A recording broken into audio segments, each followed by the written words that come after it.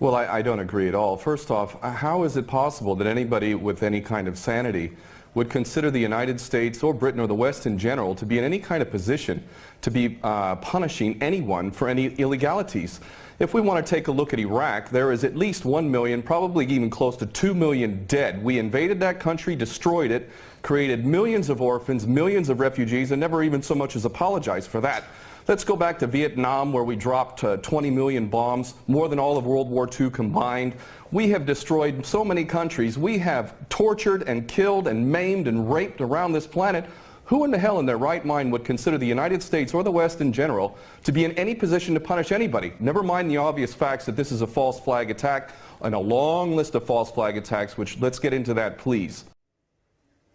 Well, we don't operate under international law. What we have is the color of law, the law of the jungle, in which the rich and the powerful basically determine what goes and what doesn't go. Iraq is a perfect example of that. Why isn't Tony Blair and George Bush rotting away in a prison cell for the rest of their lives? Because the law is not being applied. These are war criminals and they should be in prison for the rest of their lives, if not executed, if their own rules were adhered to for their own crimes.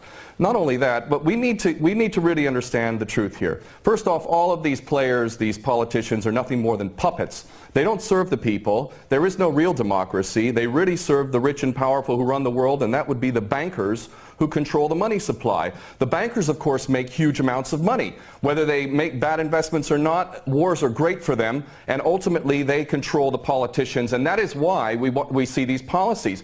Obama and Cameron are nothing more than puppets who read the script, and the script is we need another war. And the reason why we need another war, according to these psychopaths who are running the world, is because more and more people, despite the clueless masses who continue to be entranced by things so ridiculous as X Factor and American Idol, there is larger numbers of people around the world who are realizing the truth and beginning to recapture the capacity to think for themselves. And they can see that these people who are being put in positions of public trust are defying that trust and representing an agenda which they could never speak about openly, because they're nothing more than prostitutes and nothing more than minions for the powers that be.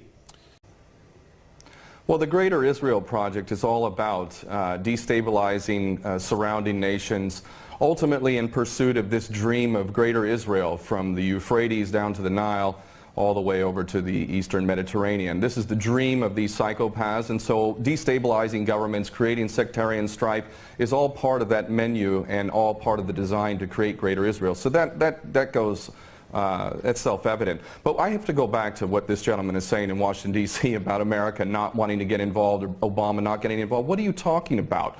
We have been arming people directly who are Al-Qaeda. Al-Nusra Front is Al-Qaeda. These people are psychopaths to the worst order. They are conducting suicide attacks. They are gassing people. We know, Carla Del Ponte said in May, that it was the so-called rebels in Syria that were using sarin gas, not the Bashar al-Assad regime. No, it was not. We know that the United States President is arming people who are on the U.S. terrorist list. He should be convicted of aiding and abetting, giving material support to a terrorist organization. But then again, you know what? We, the West, the United States in particular, Israel and Britain, are the biggest terrorists on the planet. So our little junior partners in Al-Qaeda, which is nothing more than a CIA database, thus the name Al-Qaeda, this is nothing more than a group of terrorists working together, each playing one different role, but all of them working together for the same goal, which is to maintain this hideous and sick and twisted, unjust world that we have, which is a perpetual state of war.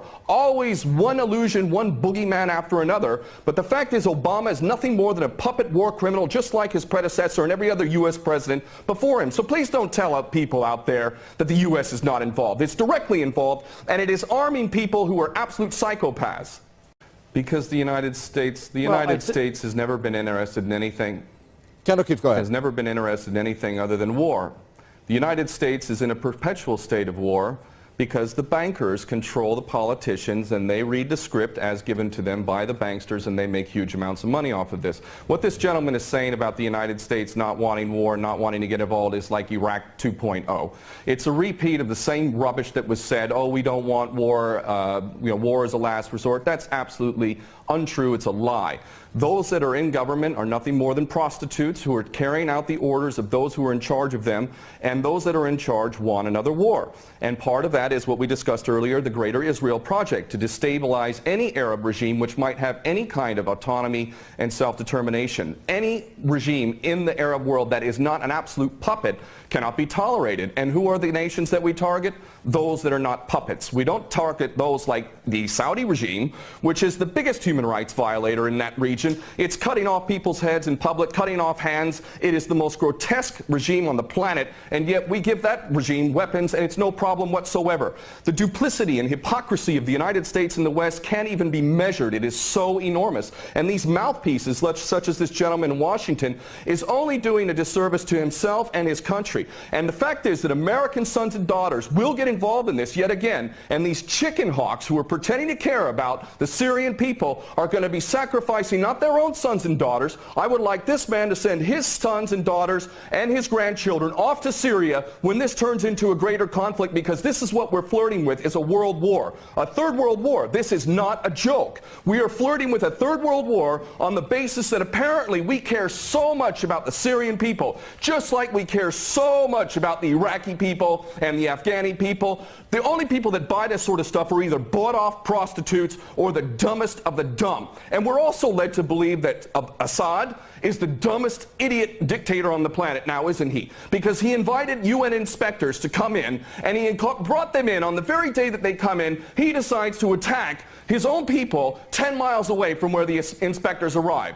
This is beyond ridiculous, and the only people that buy this, again, are bought-off prostitutes or the dumbest of the dumb.